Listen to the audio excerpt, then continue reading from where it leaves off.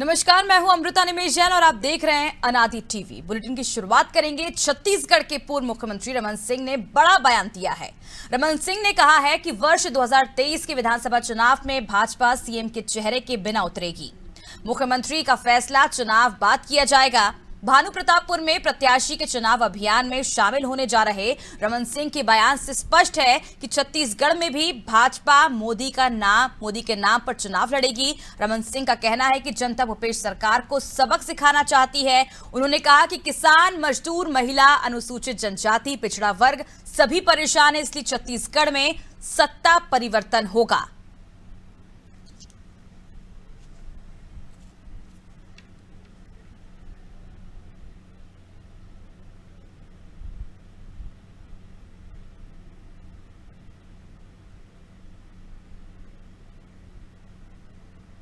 जनता का मन कांग्रेस को सबक सिखाना है, भूपेश को सबक सिखाना है। तो वो जितने भी इधर उधर कर लें, मगर भारतीय जनता पार्टी ब्राह्मण नेताओं स्पष्ट प्रचंड बहुमत से जीत हासिल करेगा। चुनाव में जीतने के लिए उसमें से एक भी वादे पूरे नहीं किए और अनियमित कर्मचारी निश्चित रूप से 4 साल से इंतजार करते करते थक गए हैं और इस बार उन्होंने तय किया है कि इस बार चुनाव में भी हम लोग सब मिलेंगे।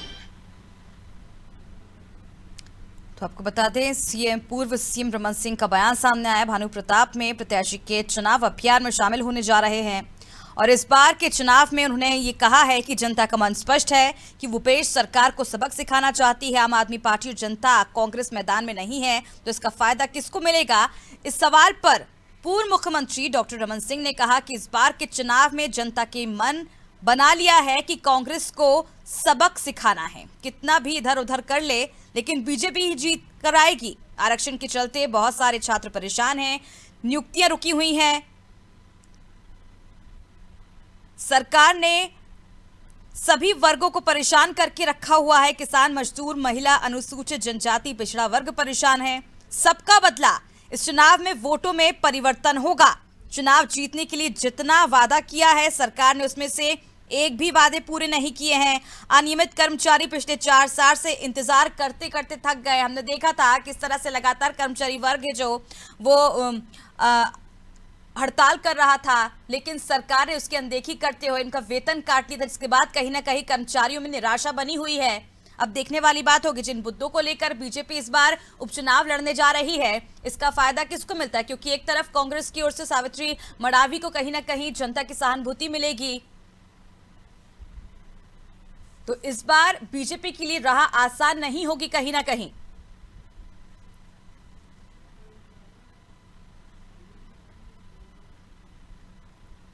तो आज भानुप्रतापपुर उपचुनाव के नामांकन की आखिरी तारीख है। भाजपा और कांग्रेस दोनों पार्टी के प्रत्याशी नामांकन भरेंगे।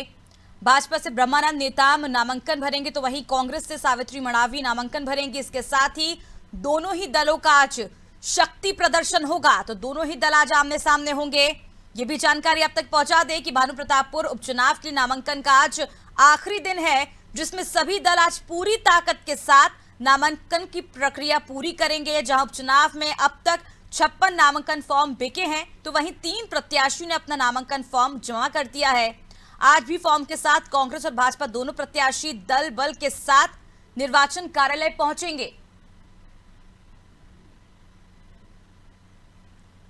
तो ज्यादा जानकारी के लिए हमारे साथ रायपुर से संवाददाता नबील फोन लाइन पर जुड़ चुके हैं। नबील, आज दोनों ही दल आमने सामने होंगे। नामांकन भरने की आज आखिरी तारीख है और दोनों ही पार्टी की ओर से एक ही बात कही जा रही है कि इस बार हम ही चुनाव जीतेंगे। देखिए, आपको बताना चाहूंगा कि भानुप्रतापपुर विधानसभा उपचुनाव का बिगुल यहां पर बज चुका है। आज नामांकन का आखिरी दिन है और दोनों दलों के जो नेता है, दिग्गज है, वो आज भानुप्रतापपुर विधानसभा उपचुनाव के नामांकन के लिए कायकेर जो है पहुंच चुके हैं। कायकेर जिला मुख्यालय में जो है नामांकन होगा। बीजेपी से ब्रह्मानंद नेता उम्मीदवार बनाए गए हैं, वहीं कांग्रेस से मनोज मंडावी की पत्नी सावित्री जो है मंडावी को कांग्रेस ने जो है वो अपना चेहरा बनाया है। यहाँ पर देखा जाए कि तमाम बड़े नेता आज दोनों दलों के वहां पर होंगे। बीजेपी जहां एक बड़ा शक्ति प्रदर्शन कार्यकर्ता सम्मेलन के जरिए और के जरिए इस नामांकन में करेगी, वहीं भी कांग्रेस जो है रोड शो के जरिए जो है वो अपना दम दिखाएगी और उसके बाद नामांकन दाखिल करेंगे। मुख्यमंत्री भूपेश बघेल, सावित्री मंडावी के इस नामांकन में शामिल होंगे। प्रदेश अध्यक्ष मोहन मरकाम के अलावा कांग्रेस के तमाम दिग्गज नेता मंत्री जो है वो इसमें शामिल होंगे। प्रभारी मंत्री जो है अनिला भेड़िया मौजूद रहेगी। वहीं अगर बीजेपी की बात करें तो इसमें जो है पूर्व मुख्यमंत्री डॉक्टर रमन सिंह जी है, वो नेता प्रतिपक्ष नारायण चंदेल, प्रदेश अध्यक्ष अरुण साव के साथ तमाम बड़े नेता, बीजेपी के दिग्गज नेता जो है वो इसमें जो है शामिल होने वाले हैं। तो उपचुनाव का संग्राम का बिगुल बज चुका है। इस नामांकन के आखिरी के साथ ही जो है आज आखिरी दिन है, इसी के साथ जो है अभी रैलियों का भी शंखनाद होगा, लोगों के बीच पहुंचेंगे। लेकिन इसमें अमृता एक बड़ा ट्विस्ट आने वाला है इस चुनाव में, इसलिए क्योंकि आदिवासी समाज ने जो फतवा जारी किया था उसके अनुसार 400 लोगों को नामांकन जो है उम्मीदवार खड़े करने की बात कही थी। हालांकि तकनीकी दिक्कतों के चलते लगभग 60 से 70 जो है वो उम्मीदवार आदिवासी समाज। जी नदीम, ये भी जानना चाहेंगे जिस तरह से अगर हम बात करें बीजेपी की, तो बीजेपी इस बार कई मुद्दे लेकर जनता के बीच पहुंच रही है। जेसीसी की बात की जाए, आम आदमी पार्टी की बात की जाए, दोनों ही पार्टी ने अपने उम्मीदवार नहीं उतारे। जेसीसी का अपना अलग तर्क है, उनका कहना है कि हमने दिव्यांगत नेता के सम्मान में हम प्रत्याशी नहीं उतारे, उम्मीदवार नहीं उतारे। वही आम आदमी पार्टी उपचुनाव को ज्यादा तवज्जो नहीं दे रही, वो कह रहे मुख्य चुनाव में मुकाबला करेंगे।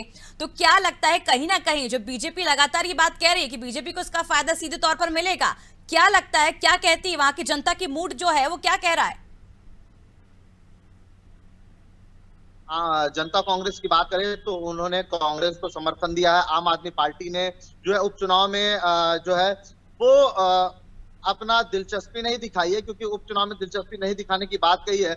उसके बाद ही अगर हम बात करें गोंगपा गणतंत्र गोंडवाना गणतंत्र पार्टी ने आदिवासी समाज को जो है वो समर्थन यहाँ पर दिया। तो तीसरा मोर्चे की नदारद होना ये किसे फायदा पहुंचाएगा ये तो आने वाला वक्त बताएगा। लेकिन कहीं ना कहीं आदिवासी समाज का जो बीच में आना कहीं ना कहीं दोनों दलों के लिए एक बड़ी चुनौती यहाँ पर अमृता शामिल साबित होगा।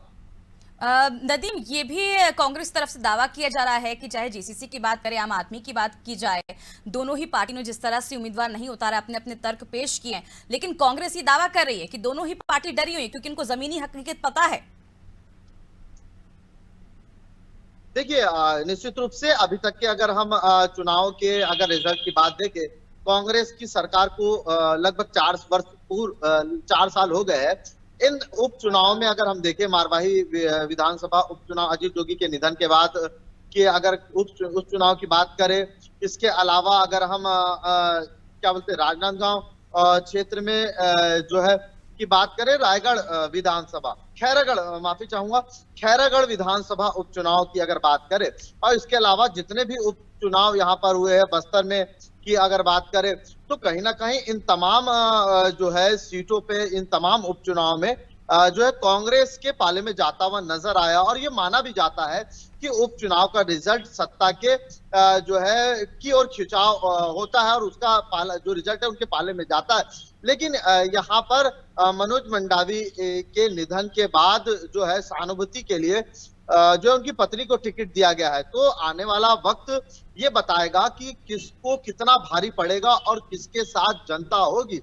हालांकि अमृता, अभी तक के जिस तरह से उपचुनाव हुए उन तमाम उपचुनाव में कांग्रेस ने जीत दर्ज की है और उस रेसों को, उस जीत को बरकरार रखने के लिए कांग्रेस तमाम तरह की कवायद यहाँ पर जो है वो अदा करती हुई नजर आ रही है। वही बीजेपी भी पीछे नहीं है। बीजेपी ने पूर्व विधायक ब्रह्मानंद नेताम पर जो है को चेहरा बनाया है और पूरी तरीके से जो है वो यहाँ पर बीजेपी कमर कसती हुई नजर आ रही है। तमाम तरह की बातें, तमाम तरह की वादे और सरकार की नाकामियों को बड़ा मुद्दा बना करके जो है बीजेपी जनता के बीच जाने वाली है। तो अमृता, आने वाले जो है 8 दिसंबर के रिजल्ट घोषित होना है, तो उसमें देखने वाली बात ये होगी कि जनता किसे अपना विधायक चुनती है, किस चेहरे पर मोहर लगाती है, सरकार के कामों से खुश है या विपक्ष की नाकामियां जो विपक्ष मुद्दे लेकर गई है उन पर मोहर लगाती है, ये देखने वाली बात होगी। बिल्कुल नदीम, जिस तरह से आप ये जानकारी दे रहे हैं कि कई मुद्दे लेकर जो बीजेपी है इस बार जनता के बीच जा रही है,